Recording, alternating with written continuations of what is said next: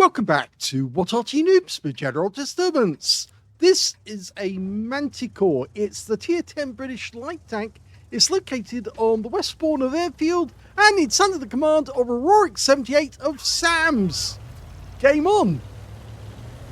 Well, it's becoming almost a daily occurrence to have a video from Aurorik78, and this one is particularly good. And he's got Jean-Louis Changuillon in the game. Yes, he's actually contacted us after we did the replay from his daughter's game, and this is on the new map of Airfield. Yes, he's actually on the new map. You can see how extended it is. It's quite different, isn't it? It should be quite interesting. There's two Arty on the enemy team, so let's see where the enemy can or cannot get shots on him. Now he's doing the passive spotting at the moment. The Sheridan's gone up to do the active spotting with an E50M. And we've got sight of an enemy inside the cave. Oh, look at the height he goes. Now, many people don't actually realise the Manticore was actually a tank destroyer, not a light tank as such. Moving to support you. Yes, it really was. An oscillating turret British tank, which is very unusual, but it was a design only. It never actually existed. And wow, he managed to make it through. And look at that. That was an Arty shell that whizzed over the top of him there. Now it's 105mm main gun, capable of 390 alpha with standard ammo, and it only carries 20 rounds. He gets a penetration of 248mm, and he's already now got a hit on a 386. Of 386 rather, on a Foch B, but he didn't get the kill. The Foch B went to somebody else, but he's looking around for targets of opportunity, and he's found something. Unfortunately, he also ran into one of his teammates. Shouldn't be a problem. It was the Sheridan. Now we've got a Centurion Action 10 coming in our direction, and he's probably trying to deal with the force that's actually in this area, which is driving along the sea coast towards the Gorilla 15, who just fired and failed. He was actually down in that bush there. You can see the enemy's trying to make their way through the caves, but they're not getting much luck because there's an E50 poking his head around the corner and shooting rounds into them. The Centurion has actually moved north again, and there are some enemy tanks at the other entrance to the cave. Okay, there's that Centurion Action 10. Yes, this is the modified airfield map that came into being on 128.01, or not 01, actually 128.1. And well, the 261's gone, and now we've got a Centurion. One round goes in, he fails to penetrate. Did get a critical hit, but the Centurion, punches one right up our rear for 355, and the Arty comes in, so at least he gets some spotting off that. 500 hit points, and this time round he does get a penetration on the Centurion, and he's very distracted. But we've got a Object 277 up ahead, and we're still reloading, because remember, this tank has a very long reload, and that one fails to go in, and we got stopped. And speed is important to this tank. Now he's probably going to take another round. No, he managed to get away, and yes, rounds appearing everywhere around him. Amazing that he managed to get away with it. I think the 277 was trying to get a shot through the cave, but he's turned around and gone back the other way. So maybe that 277 is going to get a nasty surprise. Yes, the map has changed a lot. Jean-Louis, or JL as he likes to be called, is actually in the Gorilla 15, and he's holding a position up just to the left, to our right rather, up ahead. This may be the first time that Aurorik has actually been on this map, so that's why he's unfamiliar with it all, but some people did get access to the map ahead of time. He may have been one of those, but you can see he's gone to the usual bushes to spot for his team and show where the enemy is. That Centurion Action 10 has actually moved out the caves, and he's now near our cap area. You can see JL is there. He's ahead of us. And in fact, now we can see a Death Star.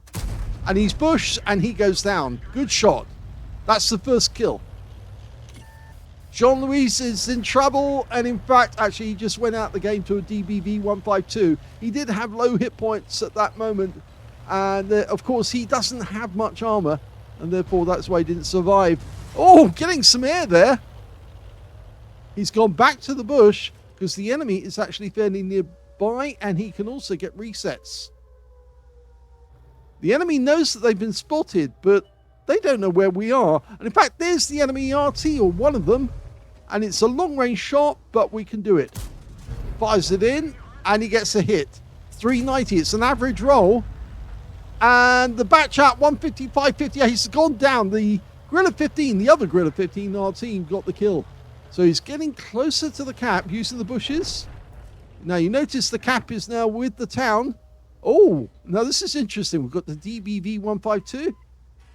He went there. There he is, coming around. Punches one in, gets a hit. 404 is a high roll. Now again, we've got the long reload. The Gorilla's gone in, all in. In fact, he gets some penetrating shots on the DBV and makes him a one shot for us. Oh, that one fails to pen. But he comes up behind the guy. He's trolling him. He's actually trying to distract him. And the DBV goes down. Now the E4 is getting trolled. And that was the Gorilla again. And there's the kill shot. And that ends his game and leaves just 2 tanks left on the enemy team. A Centurion Action 10 and an AMX 13105. And there's the Centurion. And now he's in a lot of trouble. Get 1 pen. Okay, he did suffer some ram damage when he went into town to take out the tank in there. Now he's going to do a drive-by. Whoa, and he's got the rear, and he does take the kill off the Centurion in a drive-by. And that leaves just 1 enemy tank remaining, the AMX 13105. His opposite number. Both oscillating turrets, and the 13105 just got a kill. Just took out our Phoenix, which, as you know, is the new version of the Waffenträger auf Panzer auf E100. Now, where is he? There he is in the distance. We're dialing in on his spot. What a shot at distance! Wins the game, and that was Aurorik78.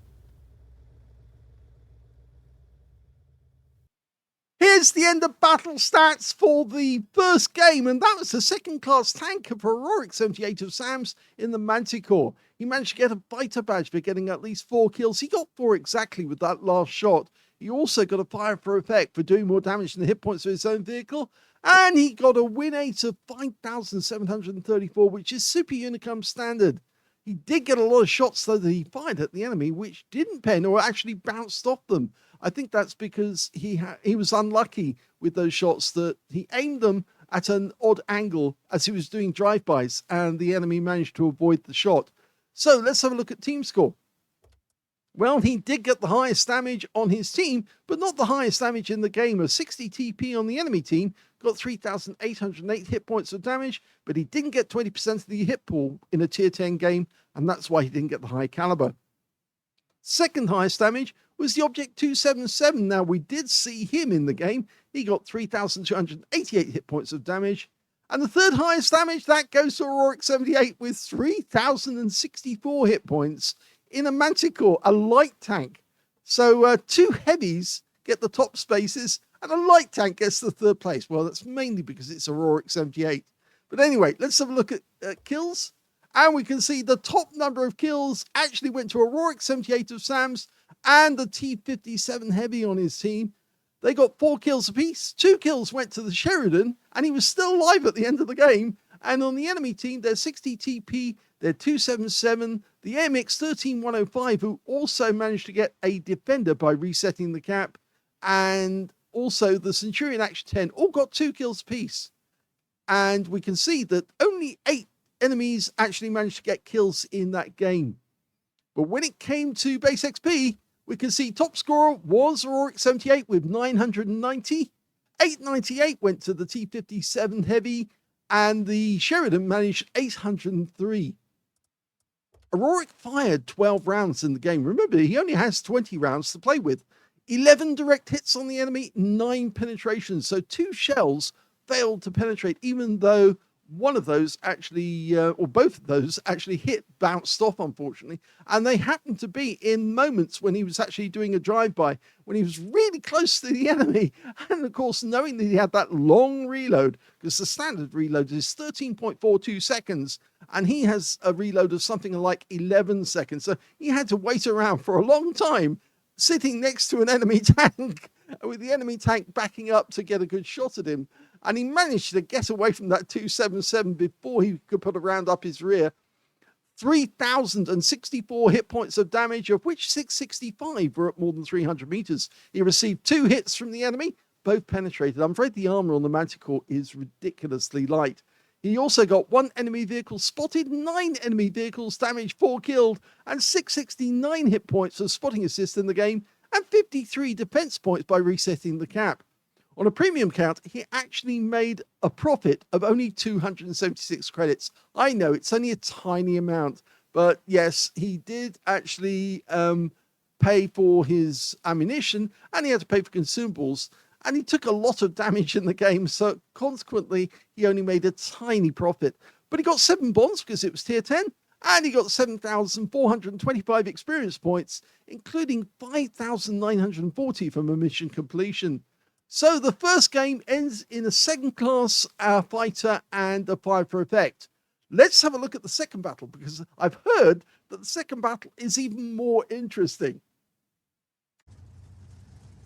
The second replay is on the south spawn of Redshire, and directly alongside Aurorik78 is Jean-Louis in his Gorilla 15.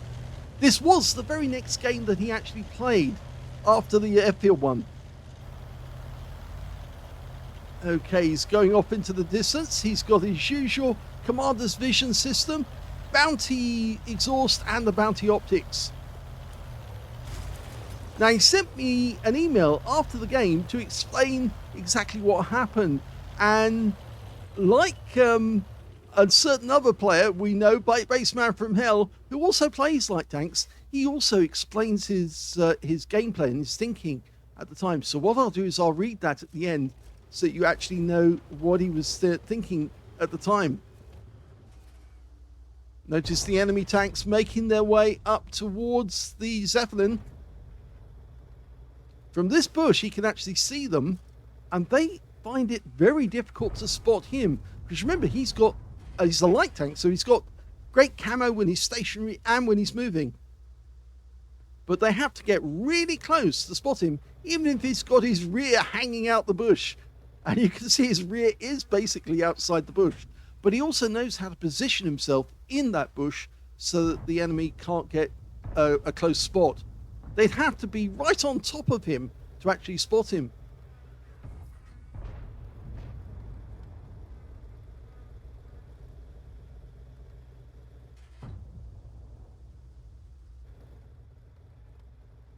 Having a good look round.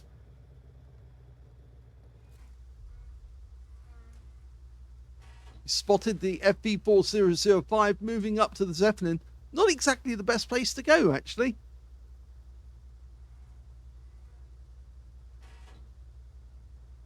There's a lot of talk going on in chat as well, so pay attention, because they actually want him to get active. He does go active eventually. Like any light tank, he tries to get as much out of the enemy just by spotting them. You can see the enemy is trying to play past the Zeppelin at the moment. They're not getting it. There's the enemy light tanks, the Rheinmetall Panzerwagen. The other one in this game is, of course, the Manticore on the enemy team. You can see the 121B, but he's not going to fire. He just wants to highlight that to his teammates. And you can see fire is going in. This team does have an Arty player. There's the Manticore. And he's with the Panzerwagen at the same time. Now that's a complete waste of light tanks that he put 2 light tanks together in the same spot. Whilst one light tank is searching one area, the other light tank really should be trying to search another area to maximize their spotting.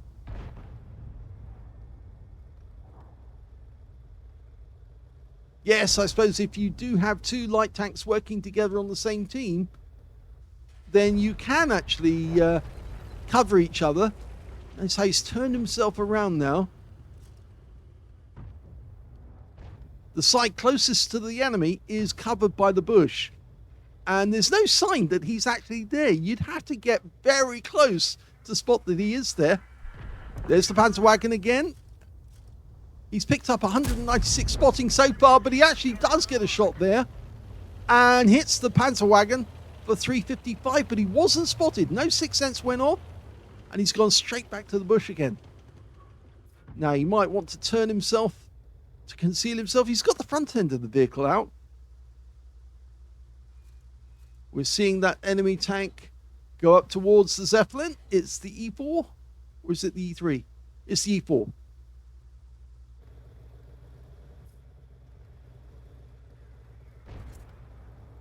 Spotted the Leopard again. Clear shot on the Leopard. He won't shoot because, of course, he knows that he needs to be bushed in order to shoot. And if he did fire right now, the Leopard would know instantly where he was. And the light tanks would immediately be in there.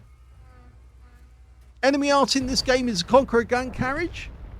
And we've got the T92 HMC. Okay, he's putting notification on the Jaeger.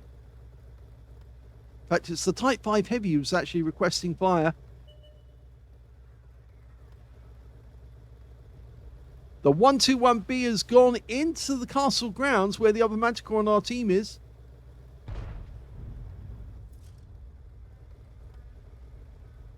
And there is the enemy Manticore trying to get close, and it didn't work for him.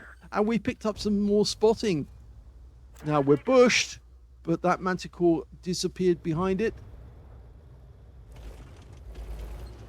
Positioning himself nicely.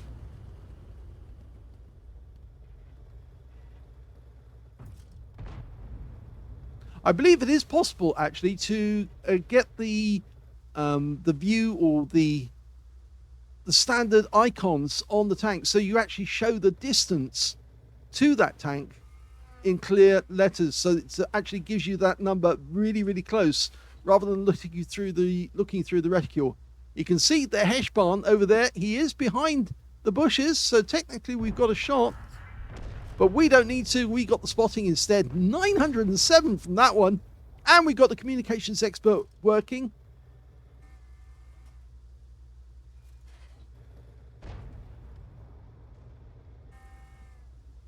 Okay, the can opener is on our side of the hill. But he's holding off for the moment. The scores are still even. See enough of those rounds whizzing past. And there's the Manticore again. He's marked it. In fact, he's not the one who's marking the Manticore, but he is watching and he is spotting. It does mention the distance just below the tank icons, but you can see it is getting closer. And we've lost sight of him just as he went over the ridgeline the other side of the house. There he is. And he still can't see us. And that's a light tank, the same as this one. Very close. Oh, and the Manticore dies. Taken out by the Type 5 Heavy. So we're up to 2.5k of spotting. And Aurorik hasn't been seen yet, and he does have at least one hit on the enemy that he's fired. So they've still got their Panzerwagen. There he is. And he is behind the bushes, so we could shoot. But if we did, we might be spotted by that can opener. So he's probably holding back, so he's not spotted. This is really, really patient playing. Oh, look how close this guy got. And he's taking fire.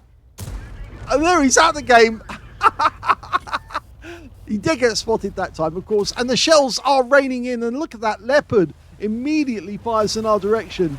That's a 105mm main round. They hit us in the rear as we retreated.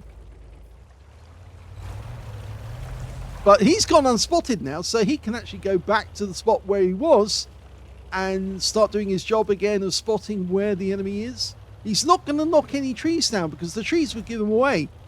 He's just using the bushes, and he slots himself into the bush. I'm parking. I'm a bush. I'm nicely bushed up. Oh! Now that didn't pen, but he didn't get spotted. It looks to me like the Object 140 has a damaged gun.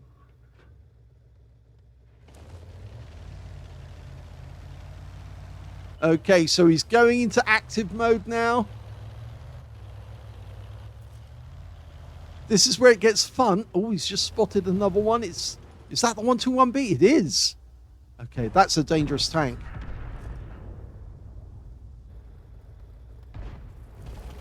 That's also a bonded tank, by the way, so you can get one of those if you want it. In fact, they are very bouncy on the turret. Very rounded hull. Rounded turret. It's basically a T-54. Oh, and that guy goes down as well.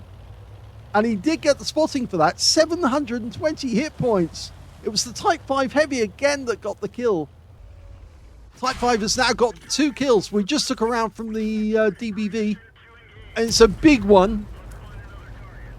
We punched one round into the DBV 152. But we took a big hit from the DBV, so we really did need to get something back.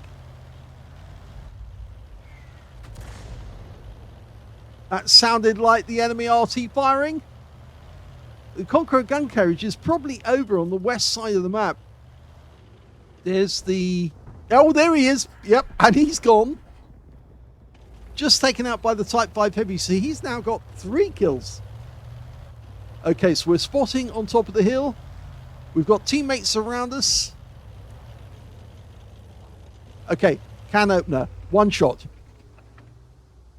Thank you very much. We'll have that. Oh, we've got no penetration there. Need to turn his turret. Well, instead he actually puts a penetration into the DBV. But we were spotted, so we have to move back. And he does that straight away, because otherwise he would be out the game if the DBV gets in a good shot. But that can opener is still there, and we're unspotted now, so we can go after him. We've got our Death Star coming up behind him. Unfortunately, we just lost the Foch. We've got the rear of this guy. Yes, he got the kill. That's his 2nd kill of the game. Okay, so they're split now. We've got the can opener on that side, and he's a 1-shot. There he is, face towards us. We can't see him. We've got no penetration indicator, but he fires blind anyway. It doesn't pen. But the Death Star's going in there. Lots of shots are being fired at the can opener. He's pulled back into cover, but we might have a shot on him. We might. The Death Star goes in for the kill shot. Oh, he got a shot on the top of the turret. He hit the top of the turret and wiped him out. That's the 3rd kill.